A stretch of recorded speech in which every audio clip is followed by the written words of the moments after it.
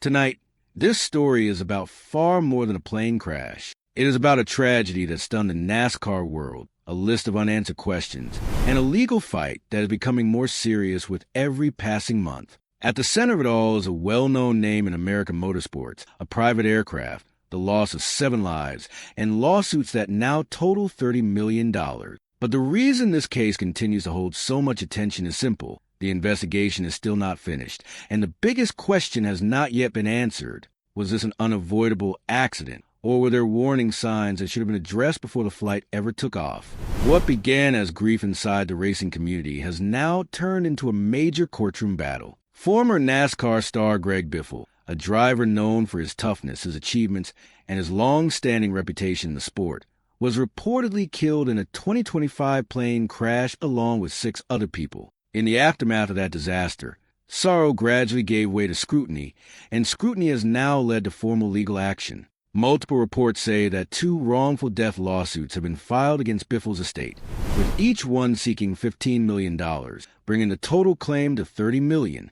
The lawsuits were reportedly brought on behalf of the estates of Dennis Dutton and Jack Dutton, a father and son said to be connected to flight crew involved in the trip.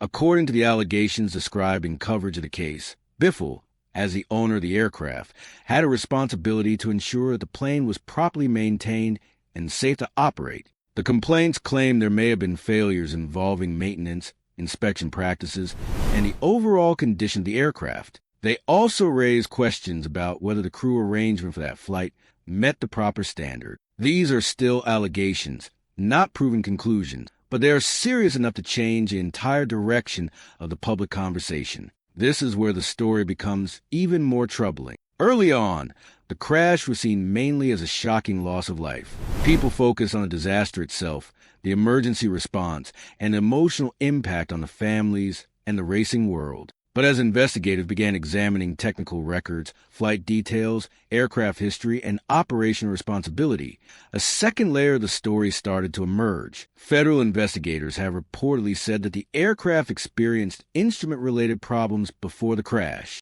Early information suggested issues involving flight instruments, including incorrect altimeter readings, and indicated that the crew may have been trying to turn back toward the airport. In other words, the flight appears to have changed from a routine trip into an emergency in its final moments. What remains unclear is exactly why that emergency happened. Was it caused by maintenance failures, crew qualification concerns, cockpit confusion, or some combination of those factors? At this point, the final report has not answered that question. That uncertainty matters a great deal. In aviation cases, the smallest details can become the most important ones. Timing, records, technical evidence, and decision-making all play a central role in determining responsibility. A lawsuit may claim negligence, but investigators still have to establish what actually happened in the air. That is why this case remains so compelling and so uncomfortable at the same time. Legal pressure is building before the official investigation has reached its final conclusion. For many fans, Greg Biffle was never just another former driver. He was one of the recognizable names of his era, a competitor who built success across NASCAR's top national series and earned more than 50 wins overall, including 19 at the Cup level. Because of that history, the crash did not remain only an aviation story. It quickly became a NASCAR story, a legal story, and an emotional story all at once. Reports described a strong wave of grief and public remembrance from the racing community after the crash. In a sport where drivers, crews, families, and officials often share both victories and heartbreak in very personal ways, this kind of loss resonates deeply. That is one reason the legal battle now unfolding is drawing so much attention. People are not just wondering what a court may decide. They are also wrestling with what these allegations mean for the memory of someone many still admired. At the same time, sympathy does not erase accountability. In cases like this, the law focuses on difficult but necessary questions. Who was responsible for the aircraft's condition? Were required safety obligations fully met? If the plaintiffs are able to show that maintenance was neglected, inspections were inadequate, or the flight was operated without the proper level of qualified support, then these lawsuits could become far more than symbolic claims. They could become a serious effort to assign legal and financial responsibility for a deadly event. The defense side of this case is likely to rely heavily on one major point: the investigation is not complete. That remains crucial. A preliminary report can point to possible problems, but it does not deliver the final word on causation or blame. It may reveal warning signs, but it does not automatically establish negligence. That is why this case still sits in a tense space between mourning and judgment, and that may be the reason the story continues to stay in public discussion. It is all the elements of an unresolved mystery: a famous figure, a deadly crash, reported technical trouble, allegations of poor maintenance, questions about crew qualifications, and a combined damages claim of $30 million.